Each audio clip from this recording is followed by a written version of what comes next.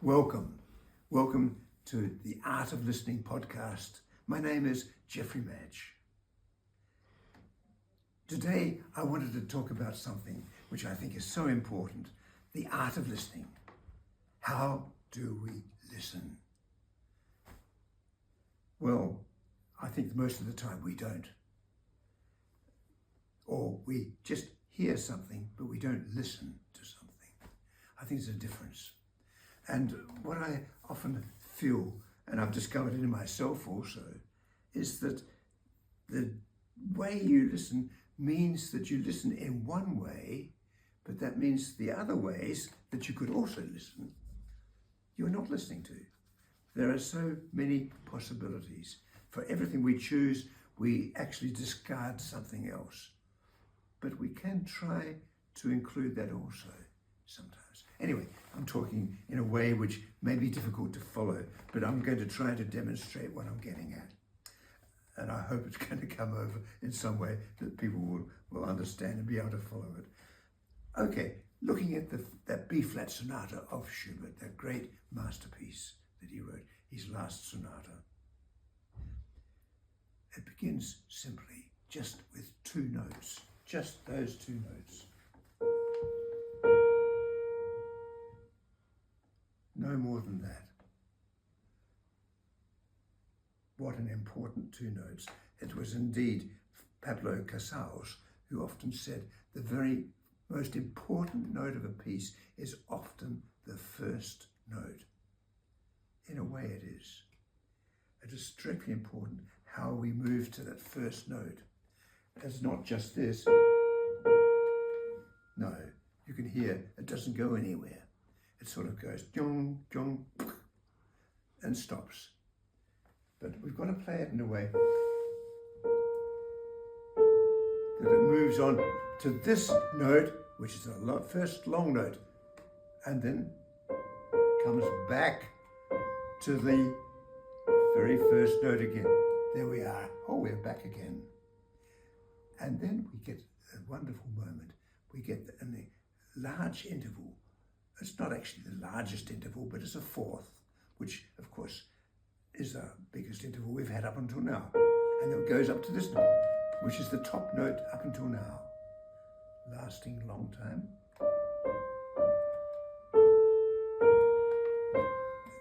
Then ending it in a sort of question. Long note.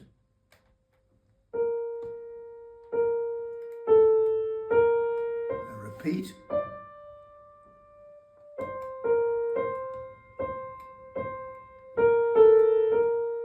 And then we get something quite different. He stays on that long note there and then moves up again, going to the top note there. Then he makes a sort of sequence going to there. And then makes an ending of that first part. But it's not the end, because then something miraculous happens. We get this, a trill in the left hand. And it goes down to the lower G flat, a wonderful modulation. But what's he going to do now? What happens?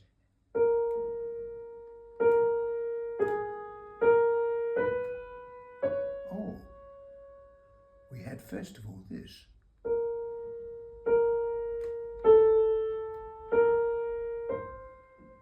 So it's quite a difference. We're in a different world.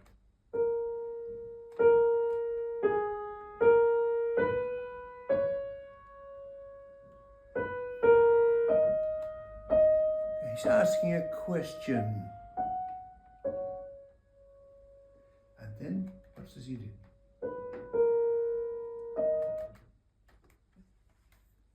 The way he's actually asking these questions, it's a questioning passage. It's sort of asking questions. Once more, listen to it very carefully, with the left hand there also.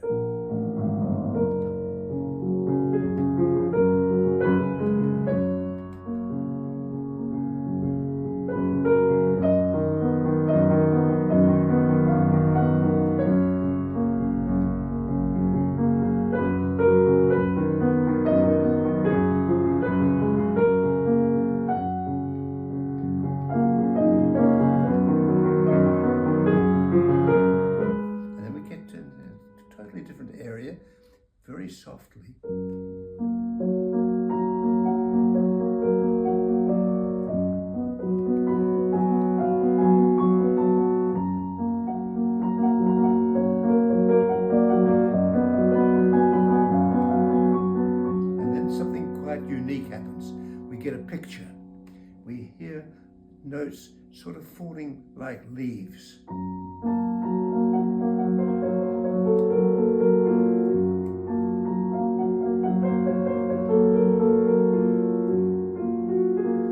This should be all played pianissimo, by the way, as always played forte.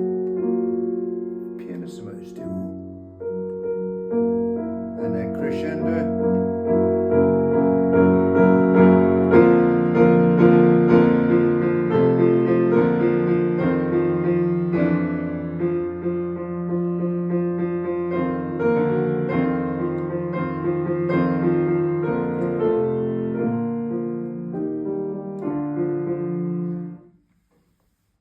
It sort of builds up to this moment.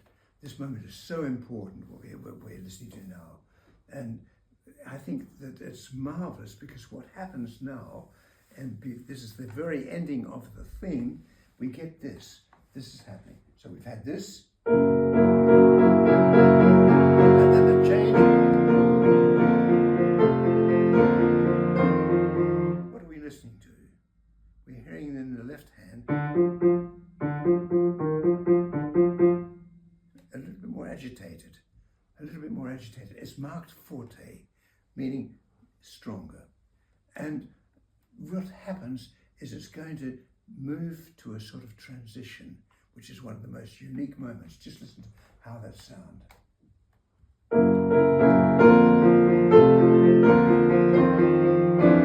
That dissonance there in the left hand is dreadfully important.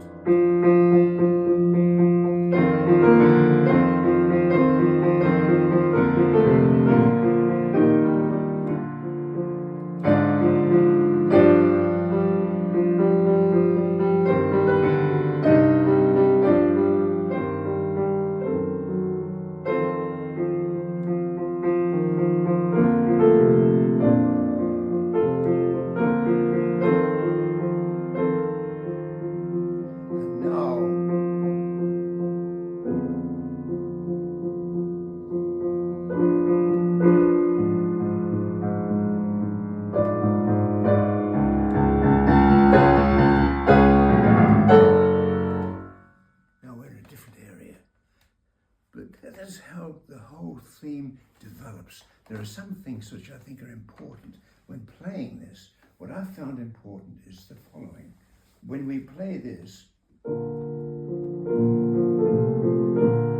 get then this thing. Now, by playing this here a little bit slower, fractionally slower, that you really hear it, we can hear in the right hand a sort of crescendo. Crescendo on a long note is impossible, of course we know that, but it is sometimes possible. We do get it. And I think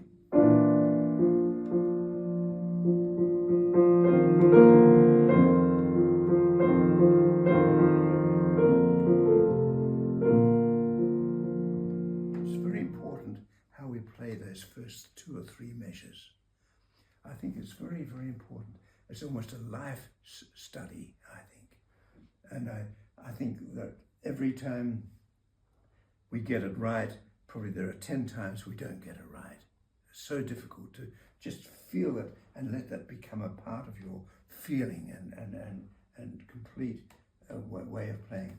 Several other things are very important in this theme.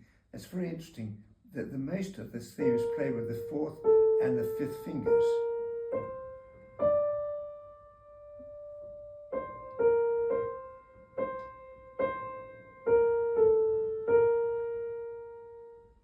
It's not played really with all of the fingers. It's played just with a few fingers, and they've got to somehow take the whole lead and play that in the most singing way that we can imagine.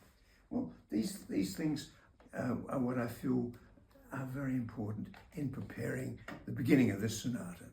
There are many things that I think come into it later, but I think that that's important. As I mentioned earlier, this one moment here is very important, because the later version is this.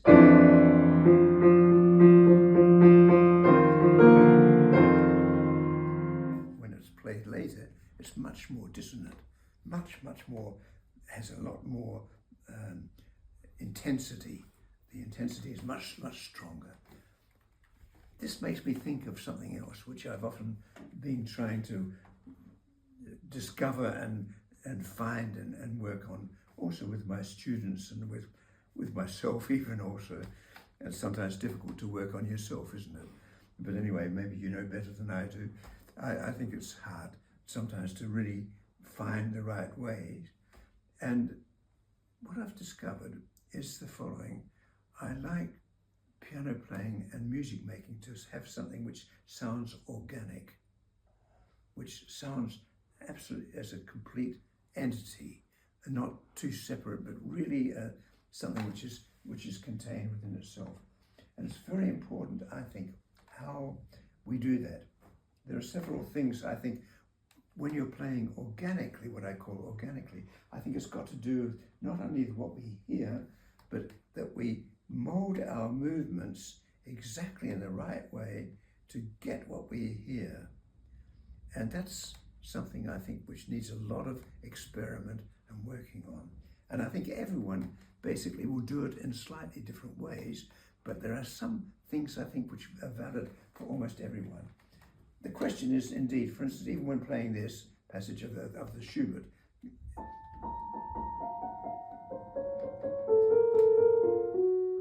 I try to play that without moving the fingers, trying to let the fingers come from out of the body.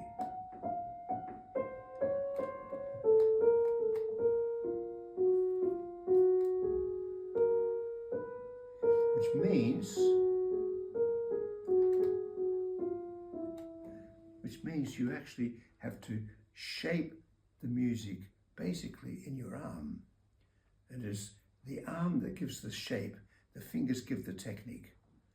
In a way, the technique is, of course we need lots of it, no question. When you're playing Sarabji or you're playing Boulez or all these composers, also Verheul, you've got to have technique. If you don't have technique, you can't do very much. But we need to go much further than the technique. And that's what I'm talking about with organic playing. It's a combination of how we combine the technique with the musicality. There was a wonderful comment from one of the followers of my program, and this person asked, what is the difference between musicality and technique? Well, I would like to answer that, because it's got to do with this whole thing we're talking about now, about how to play organically. I think it's really basically how, when you would look at a pianist, but even a violinist or other instrument, I think it's the way we are moving and using our body that gives an organic feeling to the music. That we feel and hear, for instance, the rests and things like that happening. I think you feel that much better when it's really done through the whole body. As Alfred Cortot said once, he said, piano playing is not only the fingers, it's the whole body that does it. And yet he wrote some of the best exercise books that we've ever had as pianists. Wonderful books, but he even himself did what we're talking about, more the organic area of playing.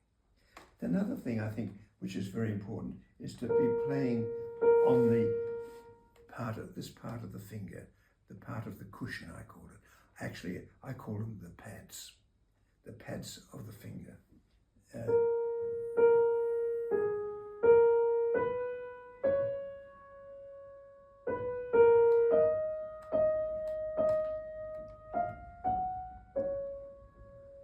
That you actually feel the key totally, not just hitting it.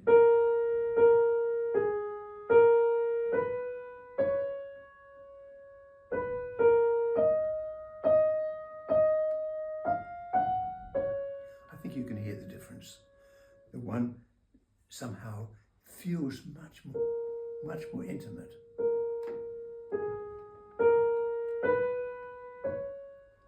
And you sort of sound it more.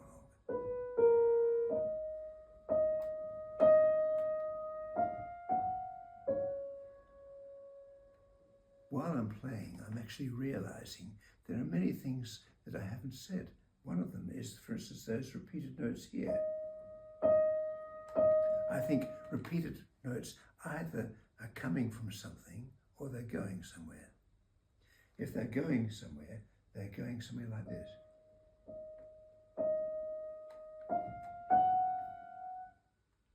But if they're coming from somewhere, they might sound like this.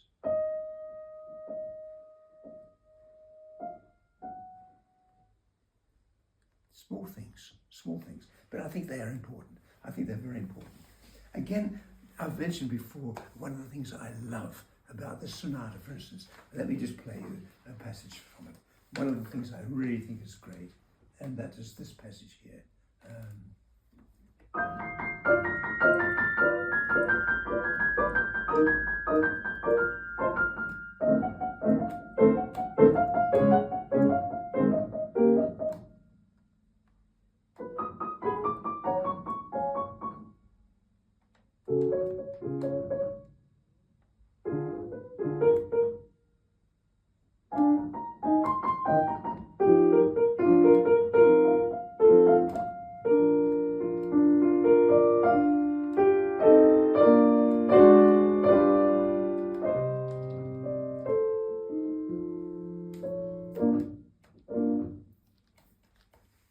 Those rests.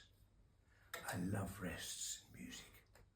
I just love several things I love in music, and I think they have very much to do with organic playing. The rests and pauses. Pauses are unbelievably important. I mean, we know, of course, this pause. You know, we feel.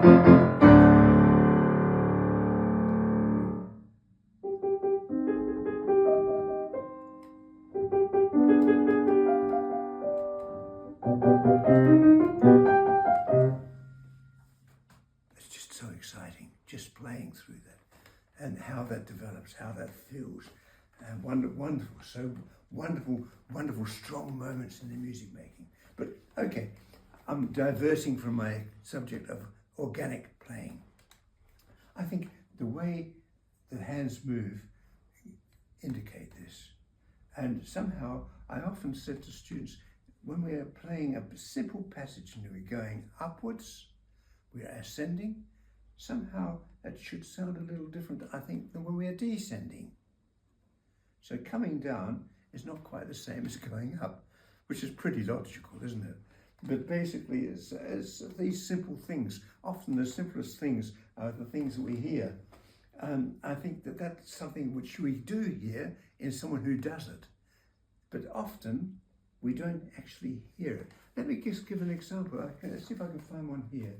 There's bound to be one here. I think there are several things. The way the music ascends is so dreadfully important. For instance, when we get this here, we get these notes here.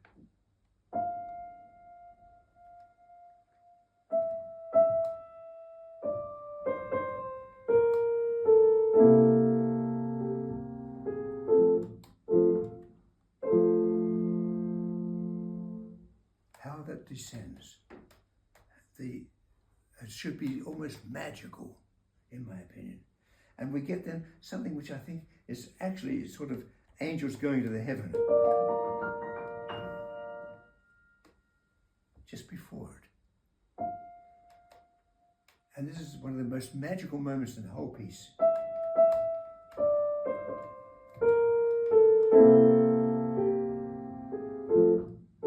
And then at the second repeat, what happens then?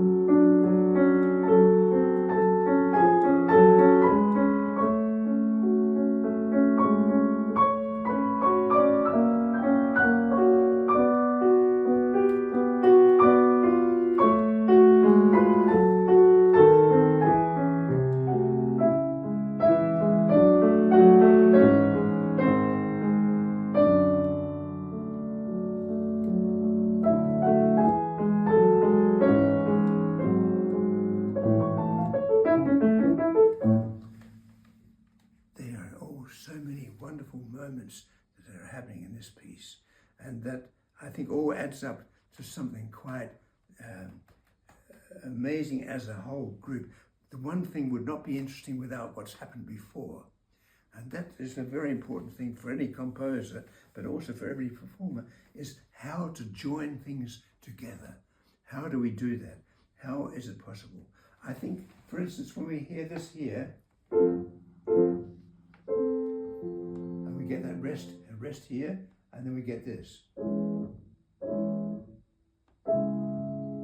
I think that moment is sheer genius. Just so simple, and yet it says everything about the whole piece. It says such a lot about the depth of this piece. And there are so many things I would like to show and discuss in the piece, but that's a different story and something which might sometimes be difficult to do quickly. I think it takes more time. But just a few moments like that, they're what really I think are important in music making. I do miss it a little bit sometimes. And I say that sometimes criticizing myself also, because in a way, it's so easy in this world of music making to lose some of the most important and essential things that we need to hear when we're listening. Well, I hope that some of this has helped a little bit, and it certainly has helped me. So I hope it helps you a little bit also. Thanks very much for listening.